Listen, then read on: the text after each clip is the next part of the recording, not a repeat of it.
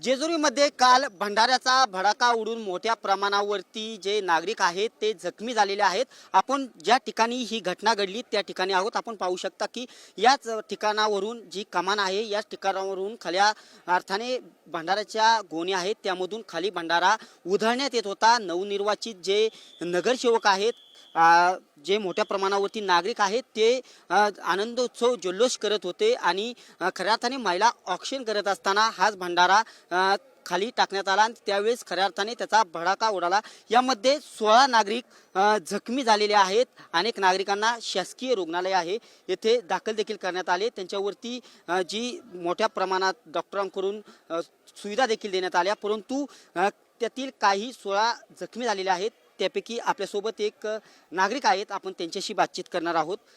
काय झालं होतं नक्की काल? आनंदोत्सव नगरसेवकांचा जल्लोषात साजरा करण्यात येत होता, कसा भडाका होता, कसं आपल्याला बघितलं? डुप्लिकेट भंडारा होता, खाली नगरसेवकांना ओवळत होते, त्याच्यात ते वर्ण भंडारा पडला, डुप्लिकेट भंडारा होता, त्याच्यात ते हे झालं। त्याला कुठं भाजले आपल्याला?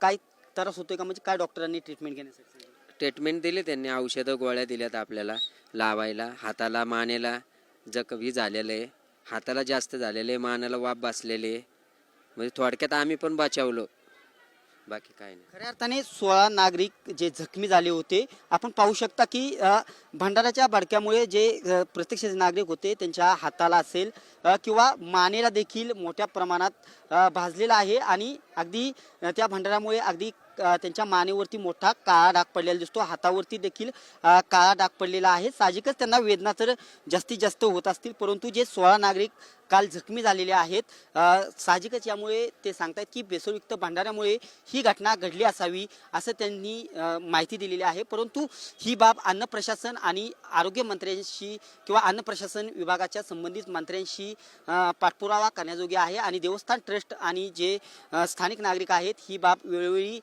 सांगत आहेत, मागणी करत आहेत। परंतु जी कालची घटना घडली त्यामुळे साहजिकच नागरिकांमध्ये मोठ्या प्रमाणात हळहळ व्यक्त करण्यात येत आहे आणि जे 16 नागरिक आहेत त्यापैकीच हे नागरिक आहेत त्यांच्या मानेला हाताला मोठ्या प्रमाणात भाजला आहे। परंतु अशा घटना पुन्हा घडू नये त्यामुळे साहजिकच जे अन्न प्रशासन विभाग आहे किंवा नागरिकांनी जो पाठपुरावा करत आहे याची मागणी लवकरात लवकर मान्य करावी अशी देखील मागणी होताना दिसत आहे।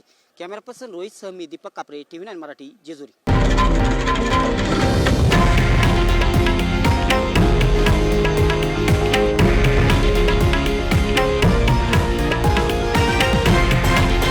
हे आहे देशातील नंबर 1 न्यूज नेटवर्क आणि आपण पाहत आहात TV9 मराठी, एकमेव।